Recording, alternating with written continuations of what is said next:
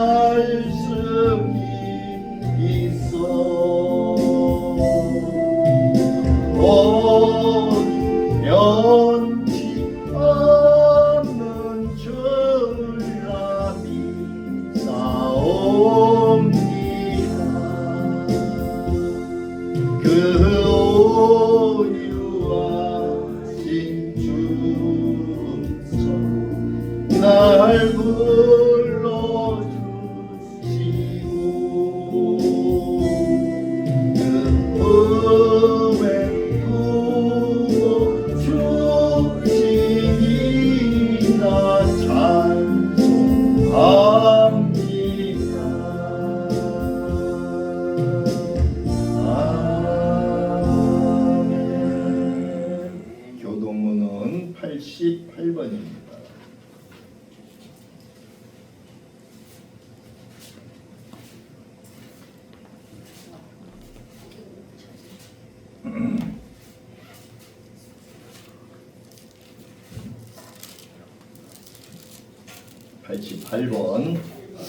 세례 1번에 있는 말씀입니다.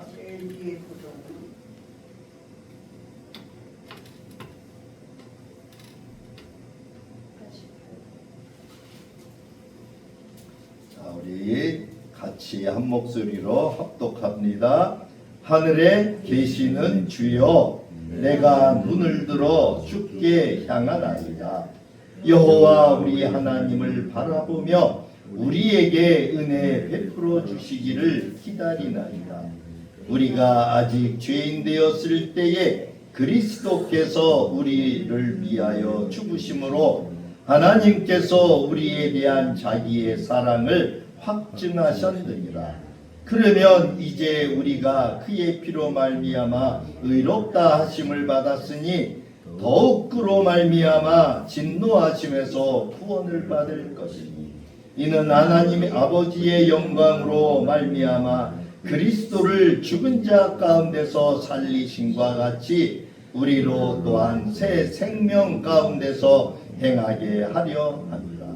그러므로 너희가 그리스도 예수를 주로 받았으니 그 안에서 행하되 그 안에 뿌리를 박으며 세움을 받아 교훈을 받은 대로 믿음에 굳게 서서 감사함을 넘치게 하라. 아멘. 사도신경으로 우리의 신앙을 고백합니다. 전능하사 천지를 만드신 하나님 아버지를 내가 믿사오며 그 외아들 우리 주 예수 그리스도를 믿사오니 이는 성령으로 잉태하사 동정녀 마리아에게 나시고 본디오 빌라도에게 고난을 받으사 십자가에 못 박혀 죽으시고 장사한 지 사흘 만에 죽은 자 가운데서 다시 살아나시며 하늘에 오르사 전능하신 하나님 우편에 앉아 계시다가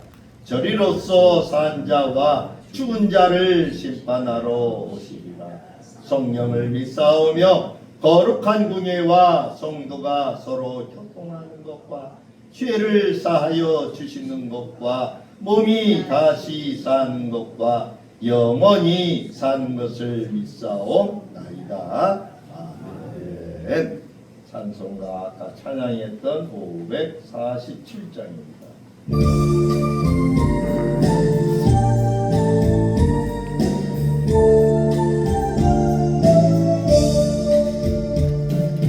나 같은 죄인까지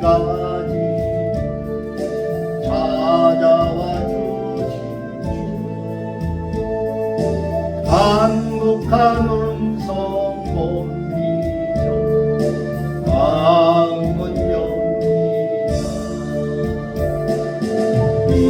빌려주신 그 사랑 감당치 못하여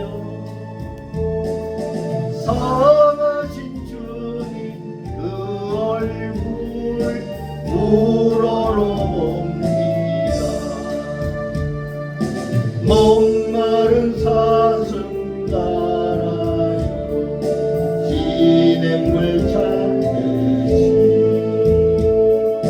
메마른 영혼 말씀을 발급해합니다. 진리의 성령 오셔서 인도해 주시고 생같이 솟는 그 말씀 넘치게 주소서. 질그릇 같으리고 깨끗게 하시고 적으나 상하 주위에 일하게 하소서. 영광의 주님 오실 때 부끄럼 많으나 힘내고 있고 주님을 배우게 하소서. 아멘. 참회의 기도 시간입니다. 공동 기도문을 보십니다.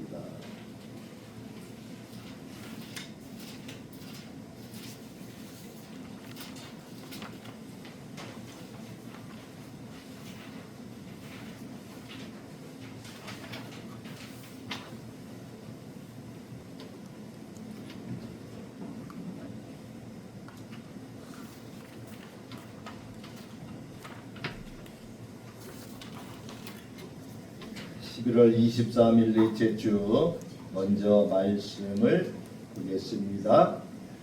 여호와의 인자하심과 인생에게 행하신 기적으로 말미암아 그를 찬송할지로다.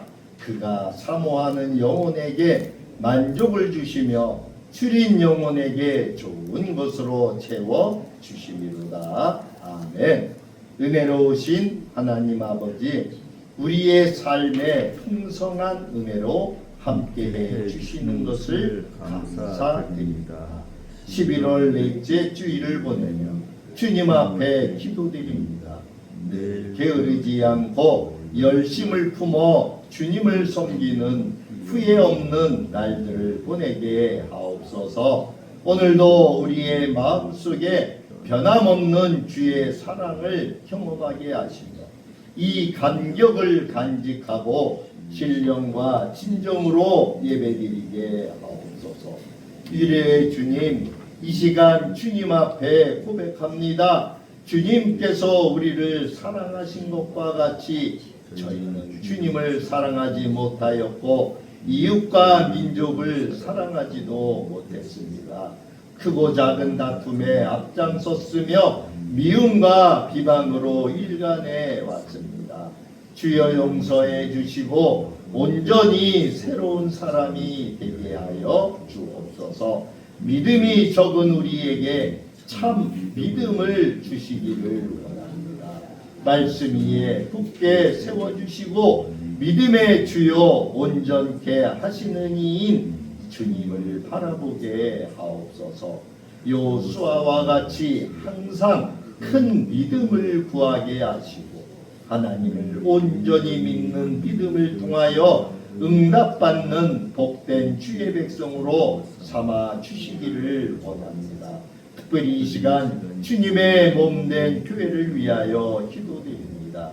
이 땅에 주님이 허락한 참된 평화가 임할 때까지 절박한 심령으로 부르짖게 하시고 복음의 빚진 자로서의 사명을 기울이지 않는 교회가 되게 하시고 이 땅과 이 백성을 복음화시키기까지 증인으로서의 사명을 잘 감당할 수 있는 교회가 되게 하여 주옵소서. 오늘은 절기상 예수 그리스도의 나심을 기다리는 대강절이 시작되는 주일입니다. 날마다 주의 임재하심을 기다리게 하시며 임마누엘 주 되시기 위하여 이 땅에 오신 예수 그리스도의 사랑을 기억하게 하여 주옵소서.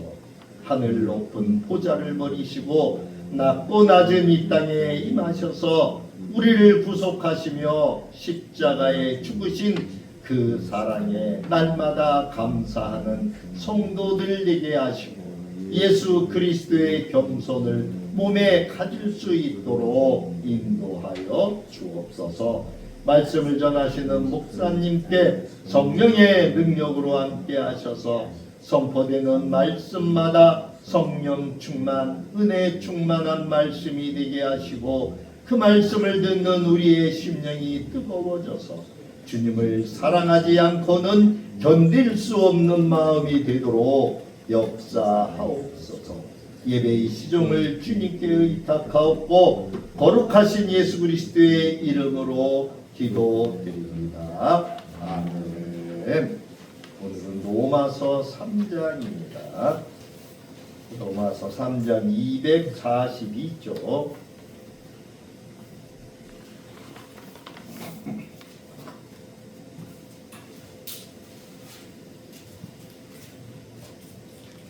로마서 3장 9절부터 18절까지입니다. 242쪽.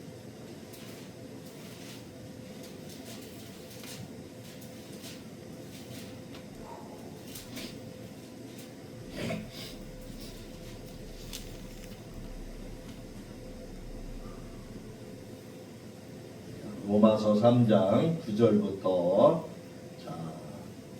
9절부터 보겠습니다.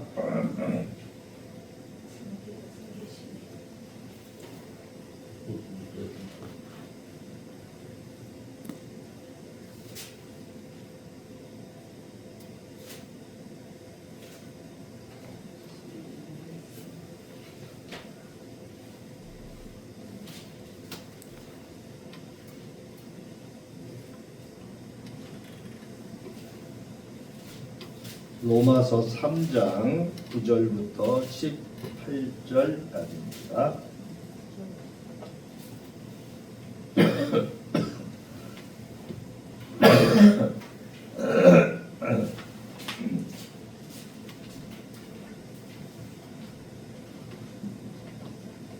구절부터 봅니다. 그러면 어떠하냐? 우리는 나으냐? 결코 아니라. 유대인이나 헬라인이나 다 죄 아래 있다고 우리가 이미 선언하였느니라. 기록된 바 의인은 없나니 하나도 없으며 깨닫는 자도 없고 하나님을 찾는 자도 없고 다 치우쳐 함께 무익하게 되고 선을 행하는 자는 없나니 하나님도 없도다. 그들의 목구멍은 열린 무덤이요 그 혀로는 속임을 일삼으며 그 입술에는 독사의 독이 있고 그 입에는 저주와 악독이 가득하고 그 발은 피 흘리는데 빠른지라 파멸과 고생이 그 길에 있어 평강의 길을 알지 못하였고 그들의 눈앞에 하나님을 두려워함이 없느니라 함과 같으니라. 아멘. 오늘의 말씀의 제목은 죄와 인간의 상관관계라고 하는 제목을 가지고 말씀을 나눠서 은혜를 나누려고 합니다. 제가 목감기가 잠깐 와서 목소리가 평안하지 않을 거예요. 이해하시고 들어주시기 바랍니다. 세상에는 많은 문제가 있습니다. 그죠? 경제적인 문제도 있고 사회적인 갈등도 있고 또 가족 간의 갈등도 있어요. 그런데 성경은 인간이 겪는 이 모든 문제의 바닥에는 하나의 뿌리가 있다. 이렇게 말씀하고 있습니다. 그 뿌리가 무엇인가? 바로 죄다라고 하는 것입니다. 오늘 우리는 이 로마서 3장 9절에서 18절의 말씀을 통해서 인간과 그 죄의 관계가 얼마나 깊고 근본적인지 살펴보려고 하는 거예요. 바울은 이 말씀에서 인간의 실상의 그 모습 숨김없이 보여주고 있어요. 의로운 사람, 죄 없는 사람은 한 명도 없다라고 말하고 있어요. 이것은 인간을 비난하기 위함이 아니에요. 바로 이것은 하나님의 은혜로 구원과 그 은혜로 이끄시는 하나님의 초대에 대해서 말씀을 하고 있는 거예요. 우리가 이 말씀을 통해서 우리의 영적 상태를 다시 보고 은혜 앞에 겸손히 서는 그러한 시간이 되기를 주님의 이름으로 축복합니다. 죄와 인간의 상관관계는 세 가지로 오늘 본문에 보면 요약을 할 수 있어요. 죄는 인간의 본질적인 상태다라고 하는 거예요. 10절에 보니까 기록된 바 의인은 없나니 하나도 없으며 의인은 없답니다. 의인. 근데 하나님은 우리를 누구라고 보신다고요? 의로운 사람이라 이렇게 보신대요.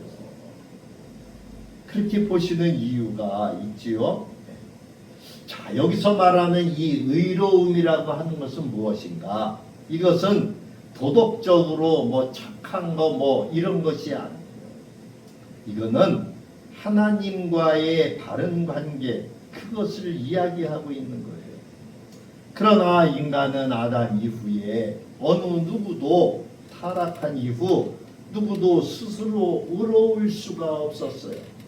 아무리 선해 보이는 사람도, 아무리 따뜻한 마음을 가진 사람도 하나님과의 관계가 끊어진 상태가 되면은 의롭다 이렇게 말할 수가 없습니다. 바울은 이것을 세 가지로 지적하고 있어요. 오늘 11절에 보니까 첫 번째로 뭐라고 말하고 있어요? 깨닫는 자도 없고. 깨닫는 자도 죄는 인간의 영적인 감각을 둔하게 만들어요. 그래서 하나님을 느끼지 못하게 합니다. 하나님은 분명히 살아계시고 지금도 온 세계 우주 만물을 섭리하고 계시는데 인간의 영적 감각이 둔해짐으로 말미암아 하나님을 느끼지 못하게 해요. 그리고 죄를 죄로 보지도 못해요. 성경은 분명히 의인은 없다고 이야기하고 그 모든 것이 죄로부터 시작됐다고 이야기하는데 우리의 영적 감각이 이렇게 둔해지게 되면은 죄를 죄로 보지도 않아요. 에이 뭐 누구도 그러는데 뭐 에이 뭐 어쩌고 저쩌고 이렇게 핑계거리만 만들어낸다는 것이죠. 이 영적인 감각이 무감각이 찾아오게 되면은 여러분 말씀도 그리고 예배도 기도도 기쁨이 아니라 부담이 돼요. 제가 처음 예수를 믿고 나서 교회를 다니는데 교회 시간이 그 예배 드리는 한 시간이 그렇게 지루할 수가 없어요. 도대체 시계를 보고 또 시계를 봐도 아니 5분도 안 가고 불과 몇 분밖에 안 가. 그렇게 오랜 시간이 되는 것 같은데도 시간이 안 갑니다. 부담이 돼요. 예배도 부담이 돼요. 어쩌다가 하루 주일날 교회 안 가면은 좋은 것 같아요. 막 기뻐요. 기도도 마찬가지죠. 기도도 안 하면은 그냥 부담이 없어요. 기도하는 것도 부담이에요, 여러분. 하나님의 자녀는 말씀도 들어야 되고 예배도 드려야 되고 기도도 해야 되고 하나님이 말씀하신 그러한 선한 일들도 성경에 말씀하신 대로 행해야 되는데 다 부담이 돼요. 그 영적인 감각이 그만큼 우리를 둔하게 만들어서 또 11절에 뭐라고 두 번째로 말씀하고 있어요. 하나님을 찾는 자도 없답니다. 이 죄는 우리를 하나님으로부터 멀어지게 합니다. 죄는 인간의 시선을 하나님으로부터 떼어내요. 오히려 하나님을 보는 거 더 힘들어요. 인간은 하나님을 떠난 상태에서는 하나님을 찾지 않아요.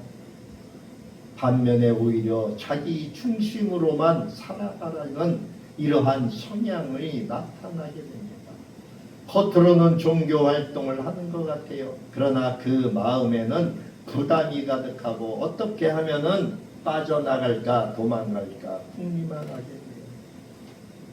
내 마음은 어디가 있습니까? 세상으로 가 있고 내 중심으로만 살아가려고 하기 때문에 하나님을 구하지 않을 때가 많아요.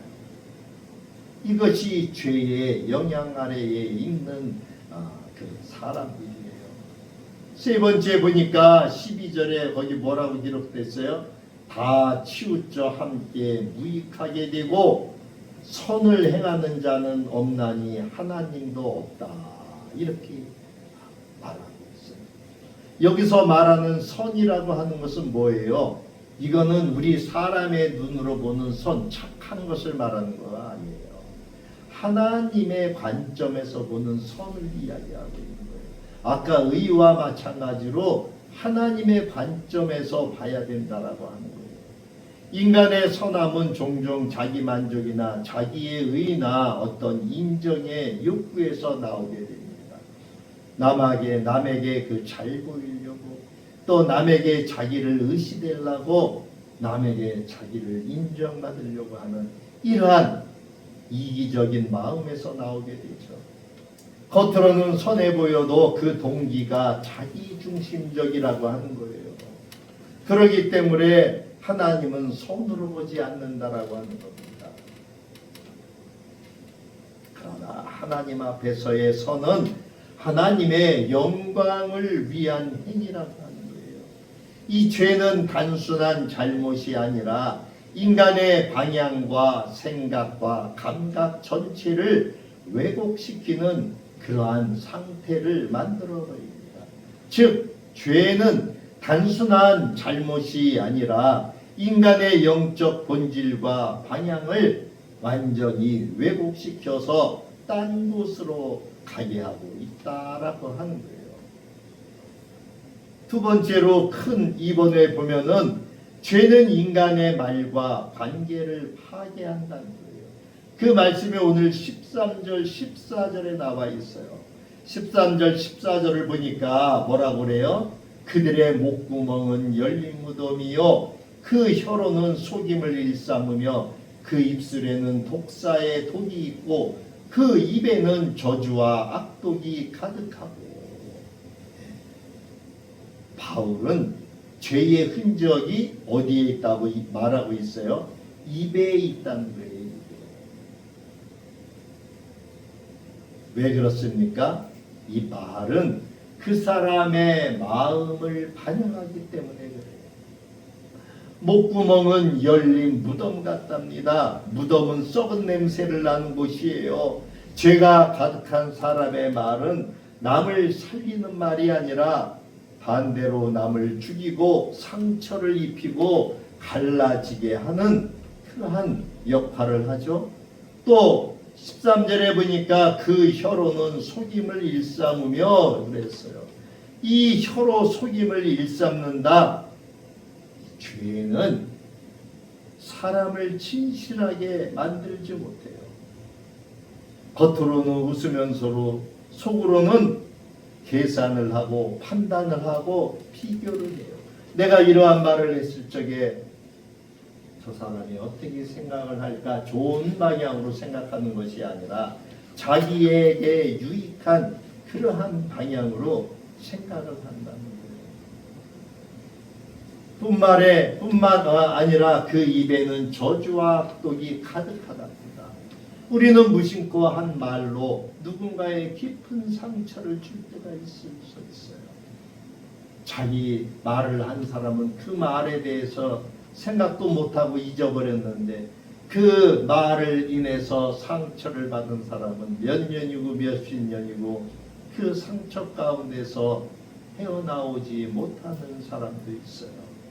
이것이 바로 죄의 영향 아래에 있기 때문에 그래요.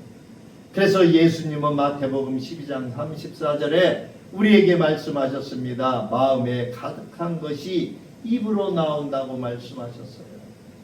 우리의 말이 자주 거칠어지고 또 비판적이고 분노가 치밀어 오르는 것은 단순한 습관의 문제가 아니라 마음이 죄의 영향을 받고 있다라고 하는 증거가 된다라고 합니다.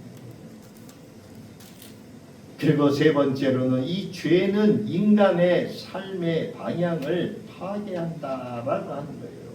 오늘 15절에부터 18절까지가 지금 그 말씀이에요. 15절에 보니까 그 말은 피 흘리는 데 빠르답니다. 그리고 파멸과 고생이 그 길에 있고 평강의 길은 알지도 못하고 그들의 눈앞에 하나님을 두려워하지를 않는다는 거예요. 두려움이 없다는 거예요. 이 죄는 단순히 그 마음에만 머무르지 않는다라고 하는 것이죠.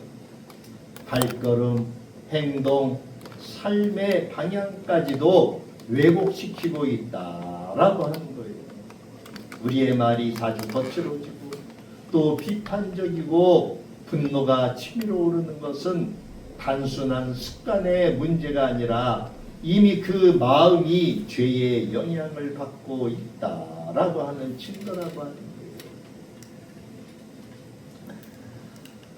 인간의 그 방향, 삶의 방향이 첫 번째로 15절에 피 흘리는 데 빠르다고 말씀하고 있죠. 죄는 폭력성을 만들어내요. 말과 행동으로 또 관계에서 사람을 해치는 경향이 나타납니다. 이는 타락한 본성에서 비롯되는 것입니다. 또한 파멸과 고생이 그 길에 있어 평강의 길을 알지 못한다. 이렇게 말하고 있어요. 16절, 17절. 이 죄의 길에는 언제나 파괴와 고통이 뒤따른다라고 합니다.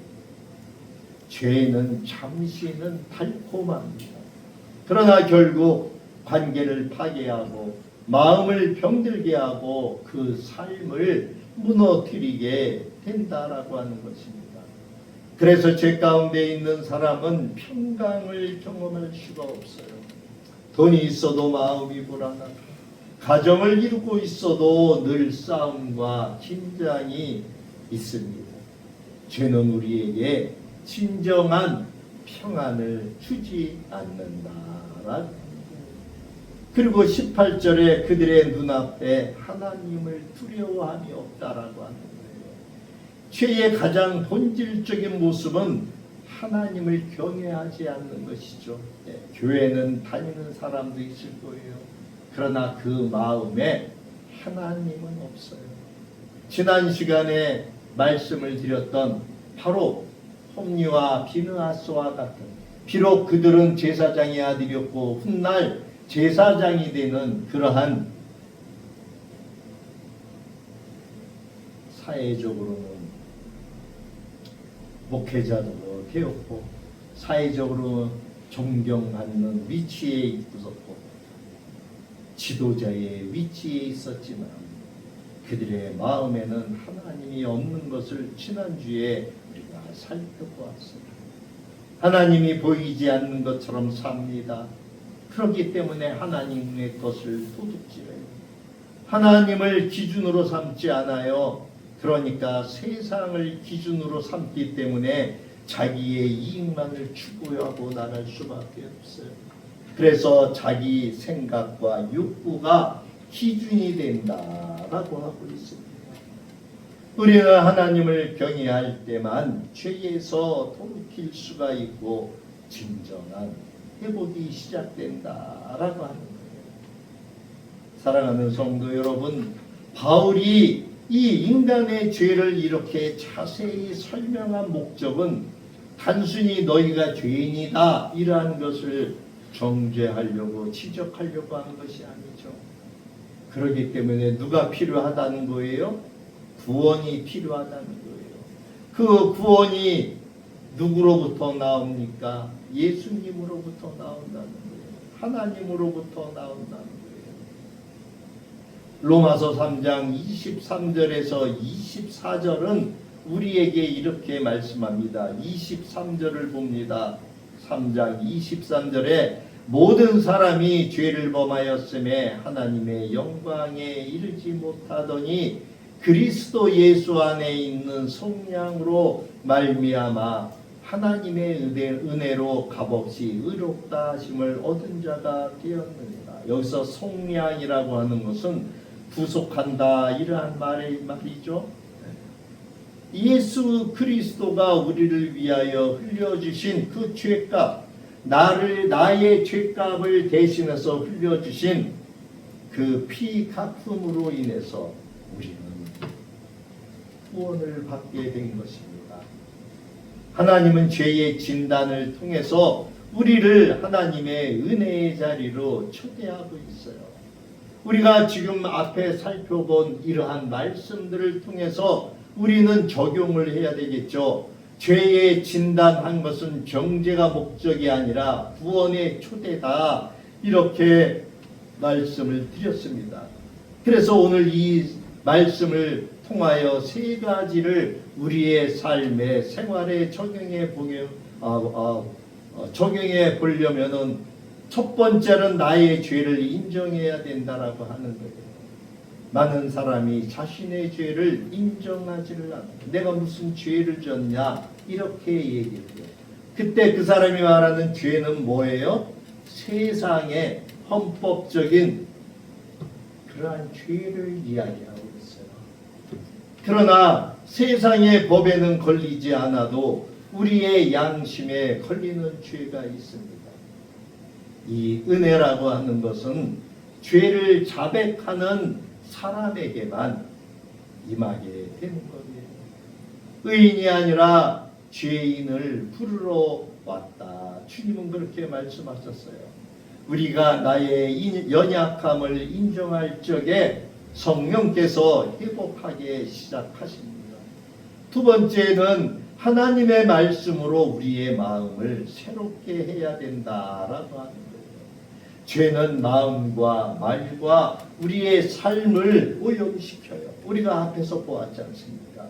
이 말씀은 우리의 마음을 깨끗하게 씻어버립니다.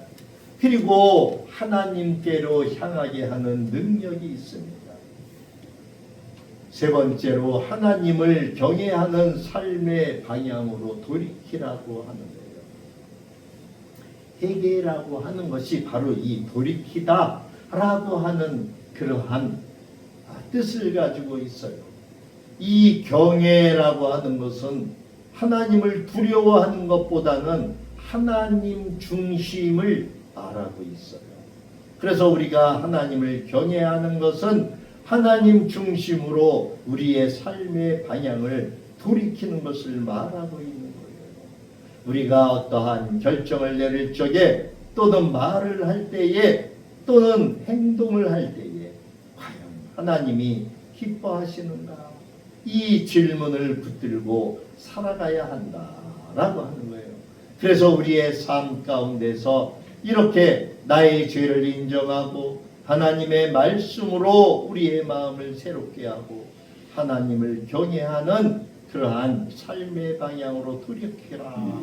오늘 이 말씀을 통해서 바울은 우리에게 이러한 것을 지금 말씀하고 있습니다. 결론입니다. 죄는 드러날수록 은혜가 더 깊어진다라고 하는 거예요. 로마서 3장 10절에서 18절은 인간의 절망적인 이러한 본성을 드러내는 말씀을 하고 있는 거예요. 이것을 거꾸로 역설적으로 다시 말하면은 죄가 깊이 드러날수록 하나님의 은혜, 그리스도의 은혜가 더 밝게 빛난다라고 하는 것을 우리가 성경을 통해서 알 수 있어요. 로마서 3장은 인간의 죄를 가장 깊이 있게 진단하는 말씀이에요. 그러나 동시에 은혜의 필요성 또한 가장 강하게 일깨우는 말씀이기도 한다라고 하는 것입니다. 죄로 인해서 무너진 인간의 본질과 또 말과 또 우리의 삶의 방향은 그리스도 안에서만 회복되어질 수 있다라고 하는 거예요. 우리는 스스로 오를 수 없습니다. 스스로 변할 수도 없어요. 그러나 예수 그리스도께서 우리를 위해 죄의 권세를 깨뜨리셨어요. 그러므로 오늘 우리는 내가 가진 의를 내려놓고 그리스도의 의를 붙잡아야 한다라고 하는 거예요. 죄가 나를 규정하는 것이 아니라 그리스도의 은혜가 나를 규정하게 해야 합니다. 그리고 그 은혜 안에서 우리의 말이 변하고 우리의 삶의 방향이 변하고 그리고 우리의 마음에 이제 성령께서 찾아오시면은 우리에게 평강이 임하게 될 거예요. 오늘 이 시간에 우리는 나의 의가 아닌 그리스도의 의를 의지해야 합니다. 그리고 나의 능력이 아닌 성령의 능력으로 살아가야 하는 거예요. 그리고 이제 남은 우리의 삶을 나의 길이 아닌 하나님의 길로 그렇게 가야 된다라고 하는 거예요. 오늘 저와 여러분 모두가 그렇게 되기를 우리 주 예수 그리스도의 이름으로 축원드립니다.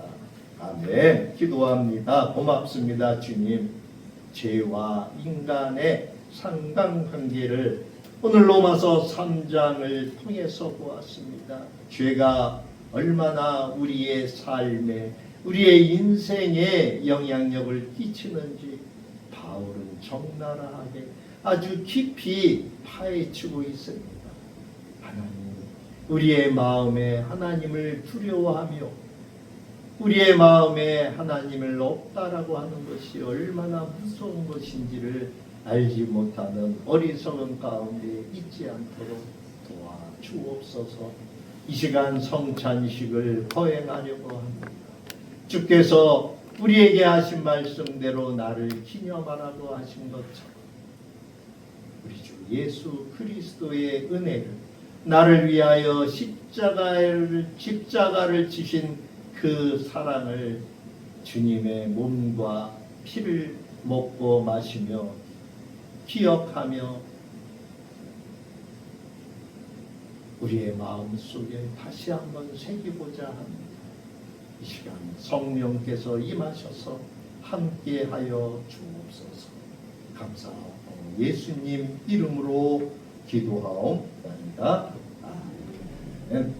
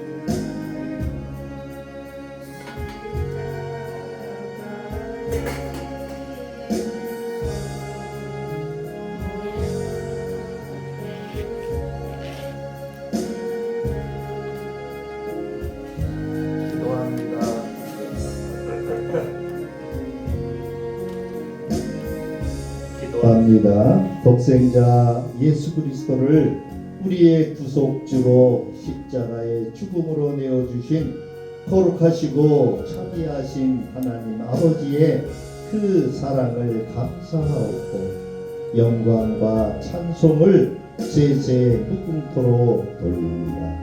이제 우리는 주님이 세우신 뜻에 의지하여 주의 몸됨을 기념하는 떡을 나누고자 합니다. 이 자리에 임하셔서 축복하옵소서.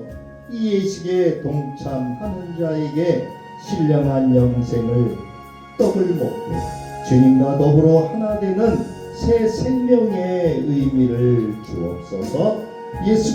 우리 주 예수 그리스도의 이름으로 기도드립니다. 아멘. 권사님들 나오세요.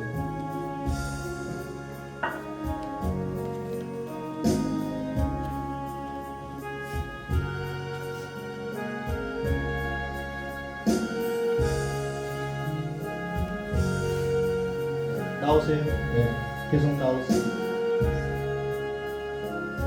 아버님도 나오시고 드셔. 네, 드셔. 내가 너희에게 전한 것은 주께 받은 것이니 곧 주 예수께서 잡히시던 밤에 떡을 가지사 축사하시고 떼어 이르시되 이것은 너희를 위하는 내 몸이니 이것을 행하여 나를 기념하라 하시고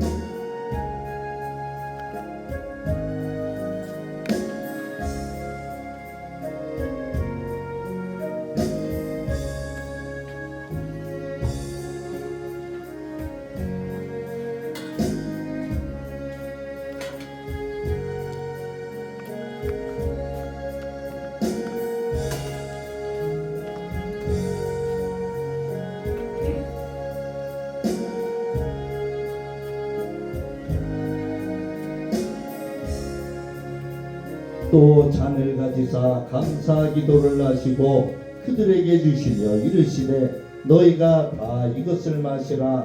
이것은 죄 사함을 얻게 하려고 많은 사람을 위하여 흘리는 나의 피 곧 언약의 피니라.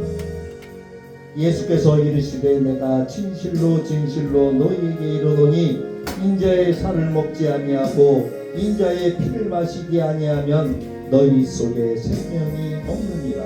내 살을 먹고 내 피를 마시는 자는 영생을 가졌고 마지막 날에 내가 그를 다시 살리리니 내 삶은 참된 양식이요 내 피는 참된 음료로다. 아멘.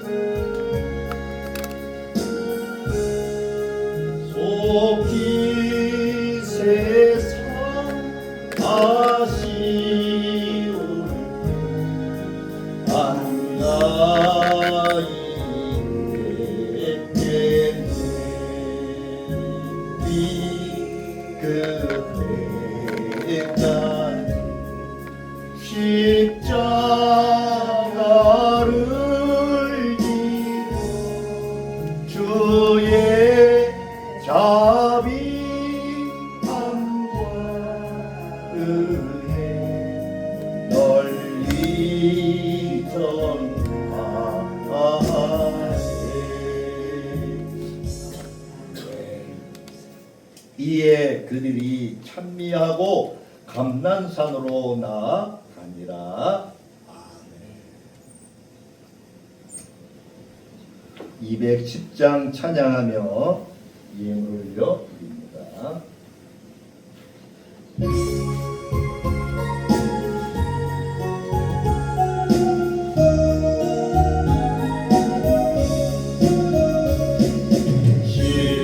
시온성과 같은 교회 그의 영광 한없다. 허락하신 말씀대 주같이 세웠다. 만성이 세운 교회 흔들자가 누구냐. 모든 원수 애워싸도 아무 근심이 없도다. 생명생 솟아나 모든 성도 마시니 언제든지 흘러넘쳐 부족함이 없도다. 이런 물 흘러가 목마를 자 누구랴. 주의 은혜 풍족하여 넘치고도 넘친다. 주의 은혜 내가 만 시온 백성 되는데. 세상 사람 이방에 주를 찬송하리라. 세상은 모든 영 없지만 개가 그나 주의 자녀 아들고 영원 무궁하도다. 아멘. 주님 감사합니다. 오늘 귀한 말씀을 통하여 우리들의 삶의 방향을 다시금 돌아보며 전하게 하시고 주님이 원하시는 기쁜 길로 갈 수 있도록 방향을 가르쳐 주시니 감사를 드립니다.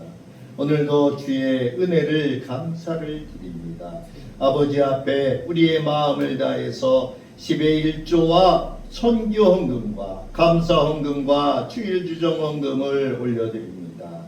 하나님, 이 예물이 쓰여지는 곳마다 하나님의 놀라운 은혜와 기적이 일어나게 하옵소서. 사용되어지는 곳에는 하나님의 오병이어의 역사로 응답해 주옵소서.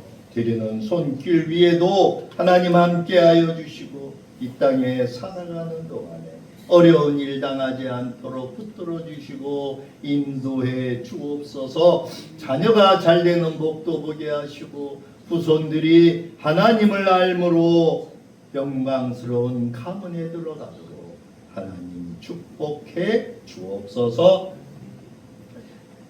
이제는 우리를 구원하신 예수 그리스도의 크신 은혜와 우리 아버지 하나님의 무궁하시고 자비로우신 사랑하심과 성령님의 감화감동 위로 교통 내주 역사하심, 하나님을 사랑하는 혼속들 위해 그리고 이 참빛교회 위에 이 나라와 이 민족 온 세계 열방 위에 이제로부터 영원토록 함께 계실지어다. 아멘.